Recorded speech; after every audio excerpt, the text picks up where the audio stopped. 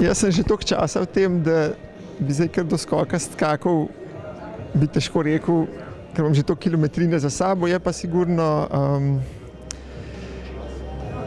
eno zadoščenje za neko minulo delo in znak, da če dejansko daš v nek projekt sebe, da se res potrudiš narediti en presežek in da to pol celo še nekdo opaz, to nekaj šteje. Ne? In mi smo se pri vseh naših, vsaj recimo večjih projektih do zdaj res vedno potrudili narediti še nekaj več, nekaj, kar ni bilo v tenderjih, nekaj, kar naročnik ni pričakoval, nekaj, kar